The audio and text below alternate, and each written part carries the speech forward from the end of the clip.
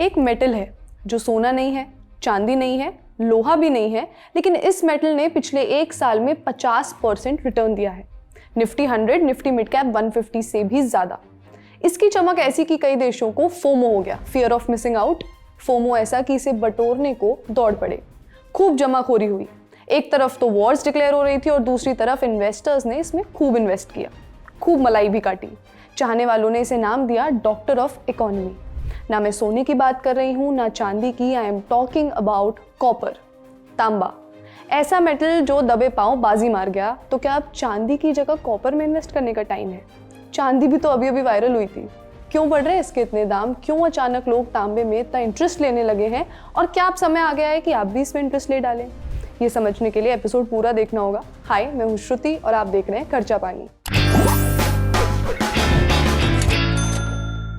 सबसे पहले fresh data. आज यानी 16 जनवरी को MCX पर कॉपर के दाम 1308.5 रुपए पर केजी पर खुले।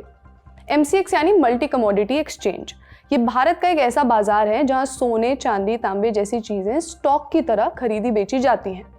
लेकिन यहाँ असली मेटल नहीं खरीदा बेचा जाता। ध्यान रखें, उसके भाव पर सौदे होते हैं। कोई फिजिकल डिलीवरी नहीं होती। और जैसे स्टॉक मार्केट में आप चाहे तब शेयर्स अपने पास रख सकते हैं और बेच सकते हैं, MCX में ऐसा नहीं होता। वहाँ कॉन्ट्रैक्ट एक तय समय के लिए किए जाते हैं। इन्हें फ्यूचर्स भी कहते हैं। साल 2025 में कॉपर ने लगभग MCX के प्राइसेस से देखें तो 50% की जबरदस्त रिटर्न दी। आप इस टेबल में देख सकते हैं कि कैसे पिछले कुछ सालों में कॉपर के प्राइसेस काफी तेजी से बढ़ गए। पहले समझेंगे कि इसके पीछे कारण क्या है।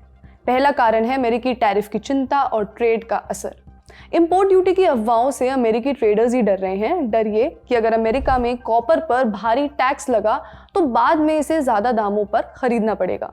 ऐसे में हुआ ये कि ट्रेडर्स ने अभी के भाव में ही कॉपर की जमाखोरी शुरू कर दी। सोच रहे हैं बाद में टैक्स चुकाने और ऊंचे दामों से बच जाएंगे। नतीजा ये कि इससे मार्केट में सप्लाई कम हो गई, यानी बाहर कम कॉपर बचा। एंड माइंड इट, ये जमाखोरी बढ़ती डिमांड के कारण नहीं है। अचानक से इंडस्ट्री में कॉपर का काम बढ़ गया हो, ऐसा भी कुछ नहीं है। सिर्फ अमेरिकी टैरिफ का डर कारण है। अगला कारण है ग्लोबल अनिश्चितता और सेफ हेवन। जब दुनिया भर की इकोनॉमीज अनिश्चितता से घिरी होती हैं, जैसे अमेरिका और चीन का स्ट्रेस, रूस यूक्रेन वॉर, मिडिल ईस्ट में अलग, साउथ अमेरिका में अलग, इन्वेस्टर चाहता है कि भाई सेफ हेवन ढूंढो इससे पहले कि पैसा डूब जाए। ऐसे में आपको मालूम ही है कि सोना चांदी की तरफ भागा जाता है। इसी वजह से लोग कॉपर की तरफ भी गए। अगला है सप्लाई में रुकावटें और माइनिंग इश्यूज। कॉपर माइनिंग और प्रोडक्शन में दिक्कतें भी बड़ी वजह हैं दाम बढ़ने की। चिली, इंडोनेशिया जैसे बड़े देश जहां कॉपर प्रोड्यूस होता है, वहां भी बहुत दिक्कतें आई।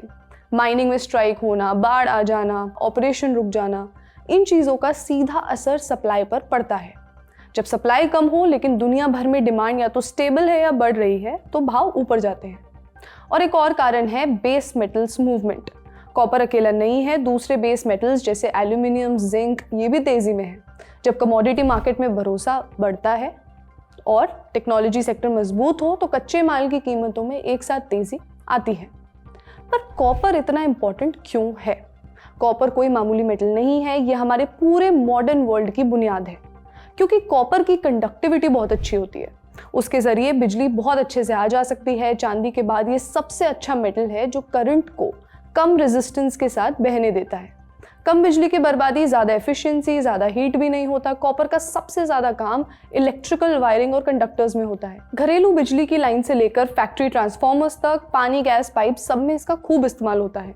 आज के स्मार्टफोन, लैपटॉप, टीवी या गेमिंग कंसोल सब में कॉपर इस्तेमाल होता है, क्योंकि सर्किट बोर्ड, कनेक्शन और सेमीकंडक्टर में करंट का स्मूथ फ्लो चाहिए होता है। एयर कंडीशनर और रेफ्रिजरेटर में कॉपर की हीट कंडक्शन इतनी अच्छी है कि वे गर्मी को जल्दी बाहर निकाल देता है, जिससे मशीन कम एनर्जी में ज़्यादा काम करती है, मतलब एफिशिएंसी अच्छी होती है।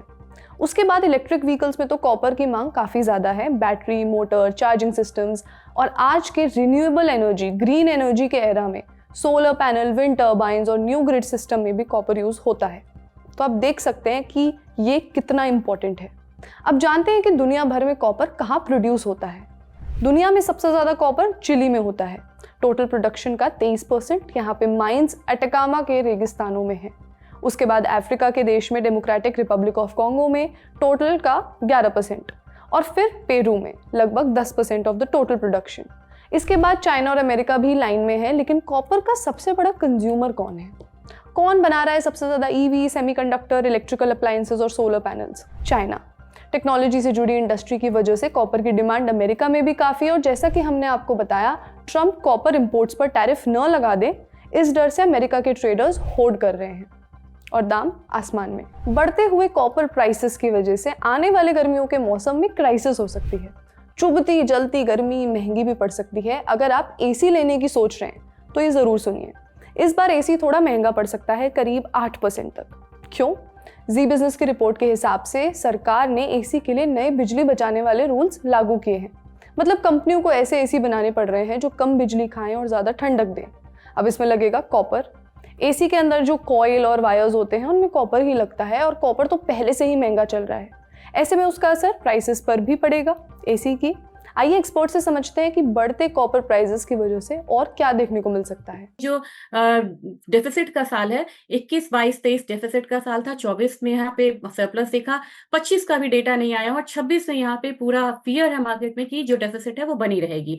तो इस हिसाब से प्राइसेस हायर साइड रहेंगे। और हमारे बाजार में अगर बात करें, एमसीएक्स की बात करें या भारतीय बाजार की बात करें, तो वहां पे आपको हो सकता है कि इस बार हम लोग मतलब 1600 से लेके 1650 तक के जो लेवल्स हैं वो आता हुआ देखें, जो कि अभी 1325 या 1320 का दाम चल रहा है। प्राइसेस बहुत ज्यादा बढ़ गए हैं। चाहे आप चांदी ही ले ले, चांदी भी मतलब यूज होता है इक्विपमेंट्स में, तो ये पास ऑन करेंगे। इलेक्ट्रॉनिक गुड्स जितने भी हैं वहां पे आपको आता हुआ दिखेगा। इनफैक्ट जितनी ईवीज हैं, अगर हम मतलब कि ट्रेडिशनल व्हीकल लें और ईवीज लें, तो ईवीज में जितने भी ये जो कॉपर है चाहे सिल्वर है वो ज्यादा मात्रा में लगते हैं। तो यहाँ पे भी ऑटोमोबाइल्स में भी ये पास ऑन होगा। और मुझे लग रहा है कि जैसे वायरिंग्स हैं, केबल्स हैं, उन सब जगह पे भी यहाँ पे पास ऑन होता हुआ दिखेगा। तो मुझे लग रहा है कि स्मॉल फ्रैक्शन जो है यहाँ पे, ये थोड़ा सा जो मेटल्स का जो इन्फ्लेशन है, ये कंज्यूमर इस बार 2026-27 में आता हुआ देख सकता है। इकोनॉमिक टाइम्स की एक रिपोर्ट में एक्सपर्ट्स के हवाले से एक बात आई, कॉपर सोने और चांदी जैसा एक सुरक्षित या हेजिंग एसेट नहीं है। सोना एक तरह से वैल्यू स्टोर करता है, चांदी वैल्यू भी रखता है और इसके दाम इंडस्ट्रियल फैक्टर्स से भी जुड़े हैं। लेकिन कॉपर पूरी तरह से इंडस्ट्रियल डिमांड और ग्लोबल इकोनॉमी के साइकिल पर निर्भर करता है, इसीलिए इसे कंप्लीटली इन्वेस्टमेंट के नज़रिए से नहीं देख सकते। अब सवाल यह है कि रिटेल इन्वेस्टर इंडिया में सीधे कॉपर कैसे खरीद सकते हैं। सीधे फिजिकल कॉपर खरीदने का कोई आसान तरीका नहीं है, लेकिन मैं आपको 3 रास्ते बताती हूँ, आप आजमा सकते हैं। पहला ये कि एमसीएक्स पर कॉपर फ्यूचर ट्रेड करना कमोडिटी मार्केट के जरिए। दूसरा है कॉपर लिंक्ड कंपनियों के शेयर में पैसा लगाना। और तीसरा है ओवरसीज ईटीएफ्स यानी ग्लोबल मार्केट में कॉपर से जुड़े जो फंड्स हैं उनमें इन्वेस्ट करना। खैर, आज का खर्चा पानी यहीं तक। आपको क्या लगता है अगली किस मेटल की बारी है, हमें कमेंट्स में बताइए। अपना ख्याल रखिए और देखते रहिए द लर्निंग टॉप। शुक्रिया।